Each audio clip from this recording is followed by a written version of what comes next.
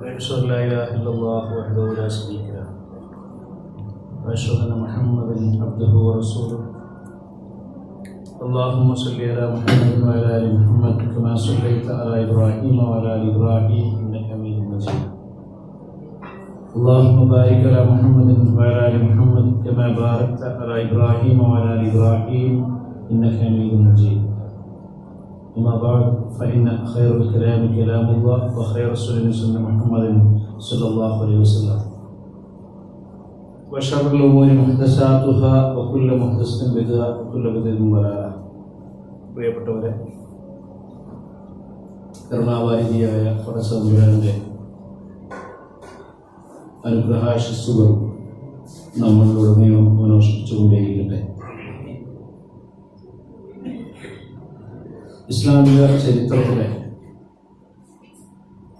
വിഷയമെന്ന് പറയാത്തതുകൊണ്ട് അങ്ങനെ പോകാൻ കഴിയും. ഏറ്റവും പ്രധാനപ്പെട്ട ഒരു ഏടായിരുന്നു ഇസ്രാ മിഅ്റാജ്.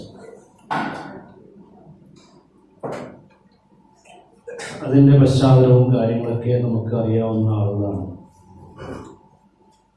ഇസ്രാ മിഅ്റാജിന് ശേഷം പ്രവാചകൻ സല്ലല്ലാഹു അലൈഹി വസല്ലമക്കും സഹാബികൾക്കും വളരെയധികം ശക്തമായ മർദ്ദനങ്ങൾക്ക് വിധേയമാകേണ്ടി വന്നിട്ടുണ്ട്. പ്രയാസങ്ങളായിരുന്നു. ഒരു ഭാഗത്ത് ഇസ്ലാമിന് നേരിയ വിജയം കാണുന്നത്, ഇസ്ലാമിലേക്കുള്ള ആളുകളുടെ പ്രവേശനം, ഇസ്ലാമിൻ്റെ എതിർചേരിയുള്ള ആളുകൾക്ക് സഹിക്കാവുന്നതും അപ്പുറമായിരുന്നു. അതുകൊണ്ട് തന്നെ അക്രമത്തിലൂടെ എത്രത്തോളം പിന്തിരിപ്പിക്കാൻ എന്നുള്ള രീതിയിലായിരുന്നു അവരുടെ പ്രവർത്തനങ്ങൾ. നബി സല്ലല്ലാഹു അലൈഹി വസല്ലമ ഖുറൈശികളെ കേന്ദ്രീകരിച്ചുള്ള പ്രവർത്തനം, മക്കയെ കേന്ദ്രീകരിച്ചുള്ള പ്രവർത്തനം, അതിൽ നിന്നും അതോടൊപ്പം തന്നെ മറ്റ് ഗോത്രങ്ങളെയും ജനവിഭാഗങ്ങളെയും ലക്ഷ്യം വെച്ചുകൊണ്ട് പ്രവർത്തനങ്ങളുമായി മുന്നോട്ട് പോകുവാൻ വേണ്ടി തീരുമാനിച്ചു. അങ്ങനെയാണ് മക്കക്കും സിറിയക്കും ഇടയിലുള്ള യസ്രിബ് മദീനയിലേക്ക് മദീന നിവാസികളുമായി ഇസ്ലാമിൻ്റെ സന്ദേശങ്ങൾ കൈമാറാൻ റസൂലുള്ളാഹി സ്വല്ലല്ലാഹു അലൈഹി വസല്ലമ തീരുമാനമെടുക്കുന്നത്. പ്രവാചകൻ സ്വല്ലല്ലാഹു അലൈഹി വസല്ലമ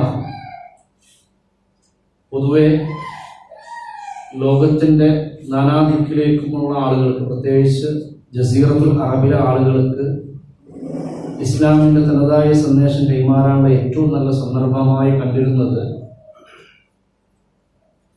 ഹജ്ജിൻ്റെ കാലഘട്ടത്തിലായിരുന്നു. ശാന്തമായ ഒരു അന്തരീക്ഷം, അക്രമത്തിന് വിധേയമാകാത്ത ഒരു കാലഘട്ടം, അതോടൊപ്പം തന്നെ പണ്ട് മുതലേയുള്ള പവിത്രമായ മാസത്തിൽ എല്ലാവരും സുരക്ഷിതരാണ് എന്നുള്ള കൃത്യമായ ബോധ്യമുള്ള ആളുകൾ. അതുകൊണ്ട് ഈ സന്ദർഭവും സാഹചര്യവും റസൂലുള്ളാഹി സ്വല്ലല്ലാഹു അലൈഹി വസല്ലമ കഴിവിന്റെ പരമാവധി ഉപയോഗിച്ചിരുന്നു.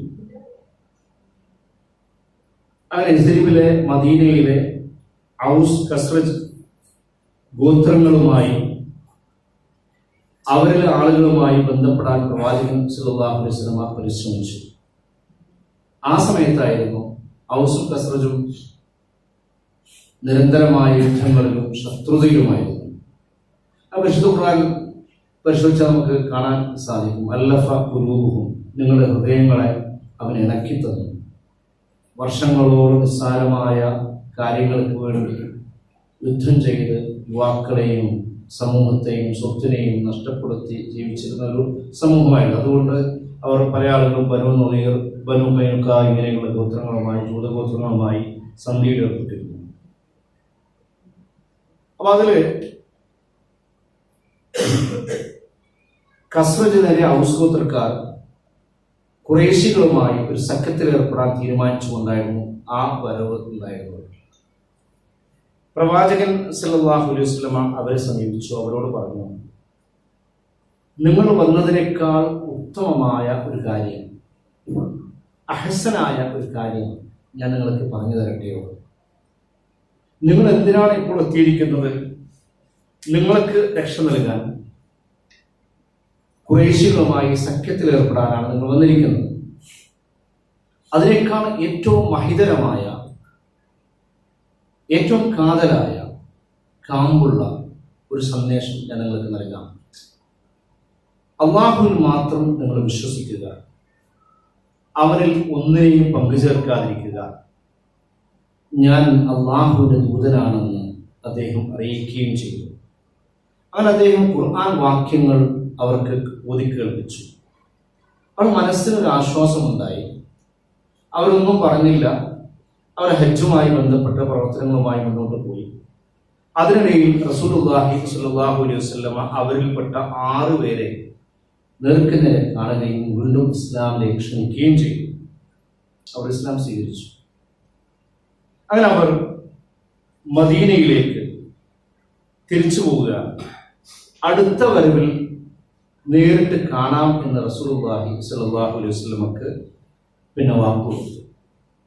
അടുത്ത വർഷം പ്രവാചകത്വത്തിന്റെ നബുവത്തിന്റെ 12ാമത്തെ വർഷം റസൂലുള്ളാഹി സ്വല്ലല്ലാഹു അലൈഹി വസല്ലമയെ അവർ വന്ന് കണ്ടു. അങ്ങനെ മക്ക മദീനക്കിടയിലുള്ള അഖബ എന്ന സ്ഥലത്ത് ഔസ് ഖസ്റജ് ഗോത്രത്തിലെ 12 പേര് റസൂലുള്ളാഹി സ്വല്ലല്ലാഹു അലൈഹി വസല്ലമയെ സന്ധിച്ചു. അതിൽ ഒരു സ്ത്രീയും ഉണ്ടായിരുന്നു. അഫ്രാൽ എന്നായിരുന്നു ആ സ്ത്രീയുടെ പേര്.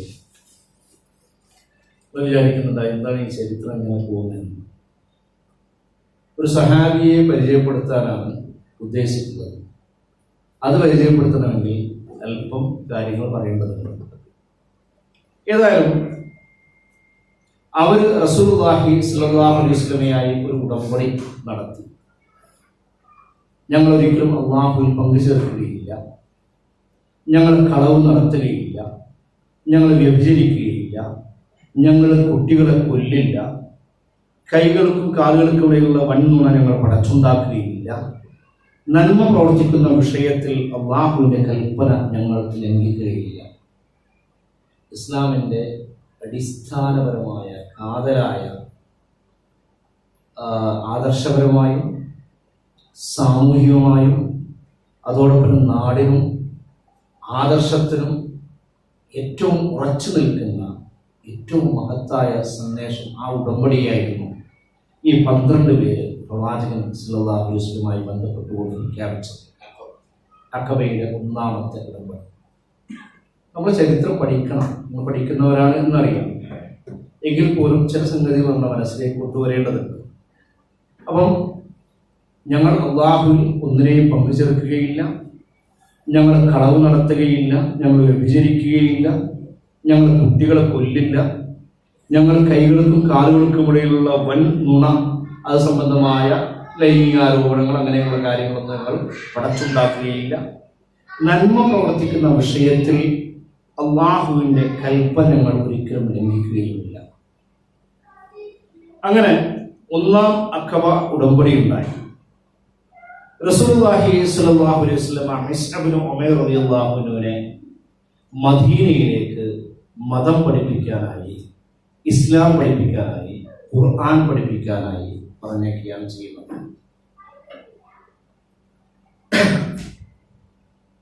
കൂടുതൽ മുസ്അബ് ഇബ്നു ഉമൈർ റളിയല്ലാഹു അൻഹുവിനെ കുറിച്ച് നമുക്കറിയാം. ഉഹദ് രണാങ്കണത്തിൽ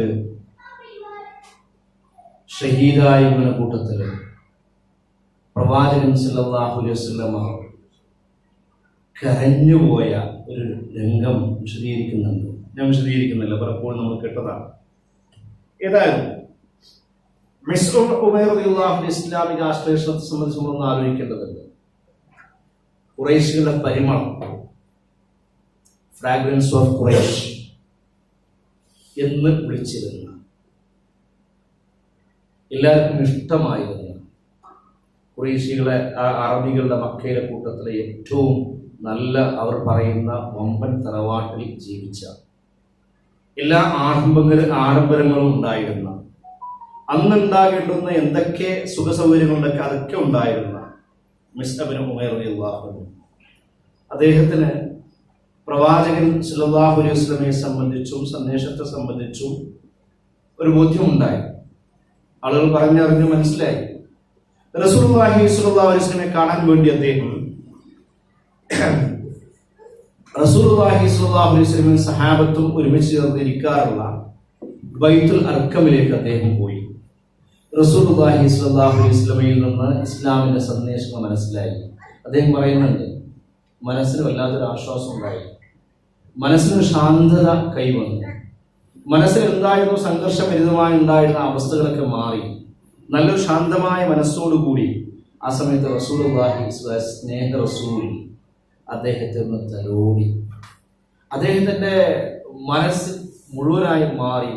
അദ്ദേഹം ഇസ്ലാം സ്വീകരിക്കുകയാണ് ചെയ്യുന്നത്. അങ്ങനെ ഇദ്ദേഹം ഈ വിവരം അറിഞ്ഞ അദ്ദേഹത്തിന്റെ മാതാവ് പുനാസ വളരെ പ്രയാസപ്പെടുത്തുന്നുണ്ട്, തടവിലിടുന്നുണ്ട്, ആളുകളെ കാവലിനെ ഏൽപ്പിക്കുന്നുണ്ട്. അവസാനം അദ്ദേഹം കാവൽക്കാരെ മറികടന്നുകൊണ്ട് അദ്ദേഹം ഒന്നാമത്തെ ഹിജ്റയിൽ ഹബഷയിലേക്ക്, അബ്സീനിയയിലേക്ക് യാത്ര പോകുന്നുണ്ട്. അവിടെ ദുരിതപൂർണമായ ജീവിതം നയിക്കുന്നുണ്ട്. ചരിത്രം അങ്ങനെ പോകുന്നുണ്ട്. ഏതായാലും മിസ്അബ് ബിൻ ഉമൈർ റളിയല്ലാഹു അൻഹു റസൂലുള്ളാഹി സ്വല്ലല്ലാഹു അലൈഹി വസല്ലം മദീനയിലേക്ക് അയച്ചു. ആരവങ്ങളില്ലാതെ, വാഗ്വാദങ്ങളില്ലാതെ, പൊലിപ്പിക്കലില്ലാതെ വളരെ നിശബ്ദമായ പ്രവർത്തനമായിരുന്നു മിസ്അബ് ബിൻ ഉമൈർ റളിയല്ലാഹു അൻഹു അവർ നടത്തിയത്. നമ്മൾ ആലോചിക്കുന്ന ഒരു വിഷയമാണ്. അള്ളാഹുവിന്റെ തീരുമാനം ശരി എങ്കിൽ പോലും ഒരു സഹാബി വര്യനിലൂടെ ഒരു നാടിനെ മാറ്റുകയാണ് ചെയ്യുന്നത്. കാതിൽ നിന്ന് കാതിലേക്ക്, ഹൃദയങ്ങളിൽ നിന്ന് ഹൃദയങ്ങളിലേക്ക്, ഗോത്രങ്ങളിൽ നിന്ന് ഗോത്രങ്ങളിലേക്ക്, കുടുംബങ്ങളിൽ നിന്ന് കുടുംബങ്ങളിലേക്ക്, സാധാരണക്കാരിൽ അങ്ങനെ പ്രമാണിമാരുടെ മറ്റൊരു പ്രമാണി സമൂഹത്തിലേക്ക് ഇസ്ലാമിന്റെ തനതായ സന്ദേശം അദ്ദേഹം കൈമാറുകയാണ് ചെയ്യുന്നത്. ഒരിക്കൽ മിസ്അബ് ബിൻ ഉമൈർ റളിയല്ലാഹു അൻഹുവിനെ ഇസ്ലാമിന്റെ സന്ദേശം പഠിപ്പിച്ചു കൊണ്ടിരിക്കുന്ന സമയത്ത് ഉസൈദ് ഇബ്നു ഹുദൈർ എന്ന പേരുള്ള നാട്ടിലെ കൂട്ടത്തിലെ മദീനക്കാരനായ ഒരാൾ ഊരിപ്പിടിച്ച കഠാരയുമായി മിസ്അബ് ഉമൈർ റളിയല്ലാഹു അൻഹുവിന്റെ അടുക്കിലേക്ക് പാഞ്ഞെടുക്കുന്നുണ്ട്. എന്നിട്ട് പറയുന്നുണ്ട്, വിവരമില്ലാത്ത പാവങ്ങളായ ഞങ്ങളുടെ ഈ നാട്ടുകാരെ പാട്ടിലാക്കാൻ വേണ്ടിയാണോ നീ ഇവിടെ വന്നിരിക്കുന്നത്? നിനക്ക് ജീവനിൽ കൊതി വേണമെങ്കിൽ ഇപ്പോൾ തന്നെ ഇവിടുന്ന് പോകണം. ആ സമയത്ത് വളരെ ശാന്തമായി മിസ്അബ് ബിൻ ഉമൈർ റളിയല്ലാഹു അൻഹു അദ്ദേഹത്തോട് പറയുന്നുണ്ട്, നിങ്ങൾ ഒരു അല്പസമയം എനിക്ക് നൽകൂ. ശാന്തിയോടെ, ആശ്വാസത്തോടെ ഞാൻ പറയുന്ന വാക്കുകൾ നിങ്ങളൊന്ന് കേൾക്കും. നിങ്ങൾക്ക് അത് ഉൾക്കൊള്ളാൻ സാധിക്കുന്നുവെങ്കിൽ നിങ്ങൾ അത് സ്വീകരിക്കും. അല്ല എങ്കിൽ ഞങ്ങൾ ഇവിടെ നിന്ന് മാറിപ്പോയേക്കാം. അങ്ങനെ അദ്ദേഹം അതനുസരിച്ചു. അങ്ങനെ അടുത്തിരുന്ന് ഇസ്ലാമിന്റെ സന്ദേശങ്ങൾ ഇങ്ങനെ കേട്ടു. ഖുർആൻ കേട്ടു, ഓരോ സന്ദേശങ്ങളും കേട്ടു. അദ്ദേഹത്തിന് വല്ലാത്തൊരു അവസ്ഥയിലേക്ക്, വികാരപൂർണമായ ഒരു അവസ്ഥയിലേക്ക് മാറി. അദ്ദേഹം ഇസ്ലാം സ്വീകരിക്കുകയാണ് ചെയ്യുന്നത്. ഇദ്ദേഹത്തിന്റെ ഇസ്ലാം സ്വീകരണം ഔസിലെയും ഖസ്റജിലെയും ഗോത്രത്തിലെ ആളുകൾക്ക് വല്ലാത്തൊരു അത്ഭുതമാണ് ഉണ്ടാക്കുന്നത്. ഔസ് ഖസ്റജ് ഗോത്രം മദീനയിലെ പ്രധാനപ്പെട്ട അറിയപ്പെട്ട ഗോത്രങ്ങളാണ്. ധനാഢ്യന്മാരായിരുന്നവർ. അവർക്ക് വല്ലാത്തൊരു അത്ഭുതമാണ് ഇങ്ങനെയുള്ള ഇസ്ലാമായി എന്ന് പറയുമ്പോൾ. അതോടുകൂടി സഅദ് ഇബ്നു മുആദ് റളിയല്ലാഹു അൻഹു ഔസ് ഗോത്ര നായകൻ, സഅദ് ഇബ്നു ഉബാദ റളിയല്ലാഹു അൻഹു ഖസ്റജ് ഗോത്ര നായകൻ, അവർ രണ്ടുപേരും ഇസ്ലാം സ്വീകരിക്കുകയാണ് ചെയ്യുന്നത്. രണ്ടുപേരും ഇസ്ലാം ആശ്ലേഷത്തോടു കൂടി മദീനയിൽ ഇസ്ലാം ഇങ്ങനെ വ്യാപിക്കുകയാണ് ചെയ്യുന്നത്. പ്രവാചകത്വത്തിന്റെ 13ാമത്തെ വർഷം. നമ്മൾ മനസ്സിലാക്കേണ്ട ഒരു വിഷയം, 12ൽ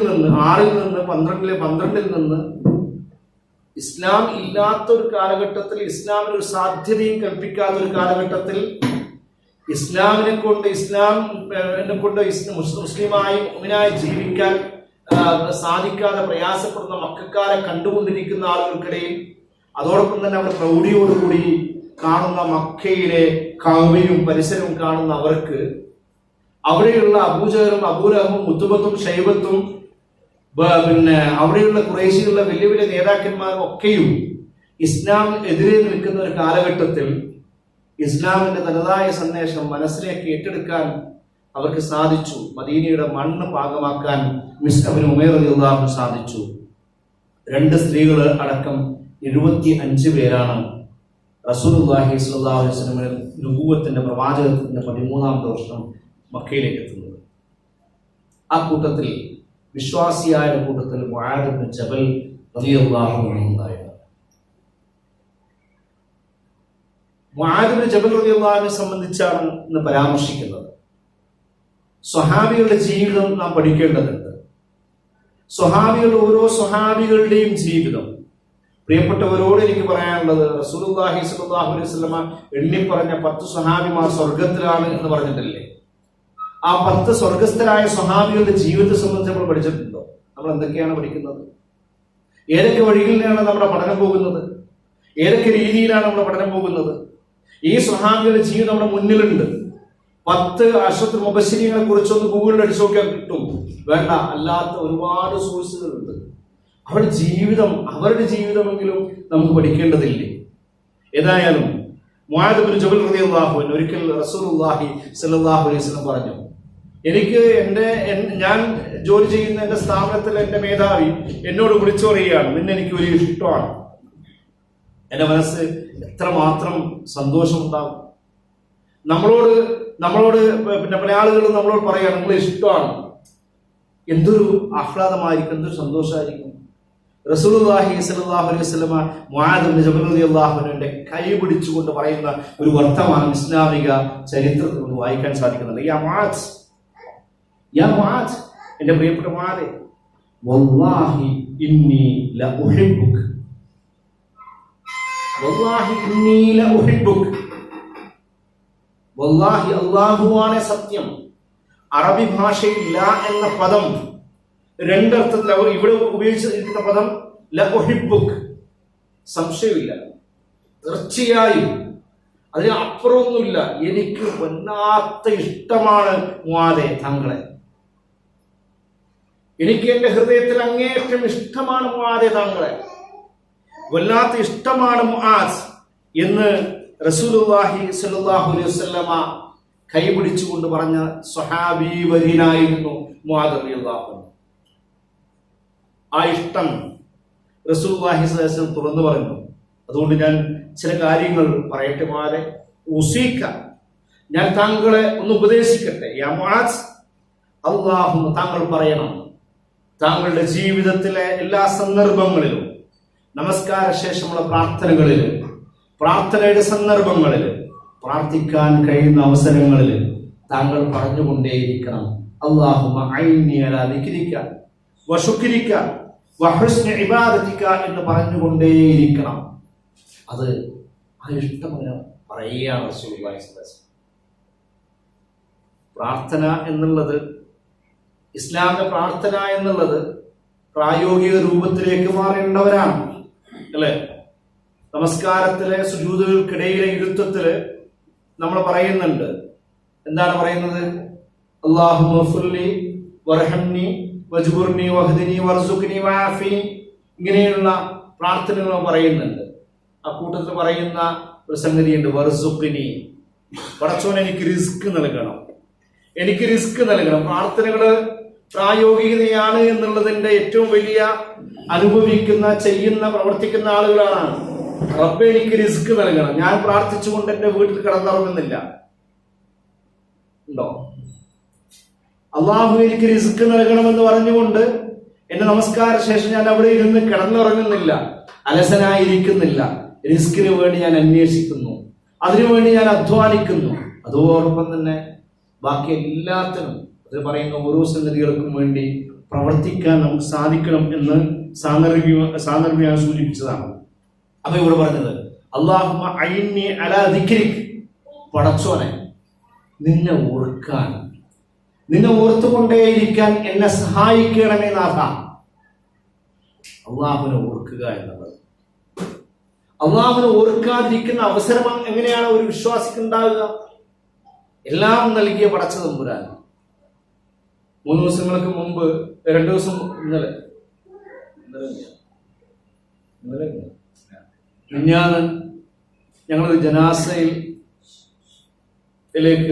അതിന്റെ കാര്യങ്ങളുമായി ബന്ധപ്പെട്ടുകൊണ്ട് അമറാത്തിന് പോയി. വല്ലാത്തൊരു വേദനയാണ്. 6 വർഷമായി നാട്ടിലേക്ക് പോകാൻ കഴിയാതിരുന്ന ഒരു സഹോദരൻ 8-9 മാസങ്ങൾക്ക് മുമ്പ് ബന്ധപ്പെട്ടുകൊണ്ട് പ്രയാസങ്ങളും സങ്കടങ്ങളും വർത്തമാനങ്ങളും ഒരുപാട് സങ്കടങ്ങൾ പറഞ്ഞതിനനുസരിച്ച് അദ്ദേഹത്തെ പോയി കണ്ടു. അദ്ദേഹത്തിന് വേണ്ടതൊക്കെയും അള്ളാഹുവിന്റെ അനുഗ്രഹത്തിൽ നമ്മുടെ സമൂഹത്തിന്, ഇസ്ലാഹി സെന്ററിന്, നമ്മുടെ പ്രവർത്തകർക്ക് ചെയ്യാൻ സാധിച്ചു. ആ സമയത്ത് അദ്ദേഹത്തിന്റെ മുഖത്ത് വിരിഞ്ഞൊരു സന്തോഷമുണ്ട്. അദ്ദേഹത്തിന്റെ ഒരു ചിരിയുണ്ട്. ഇന്നും മനസ്സിൽ നിന്ന് മായുന്നില്ല ആ ചിരി. എന്നിട്ട് ഞങ്ങൾ തിരിച്ചു പോന്നു.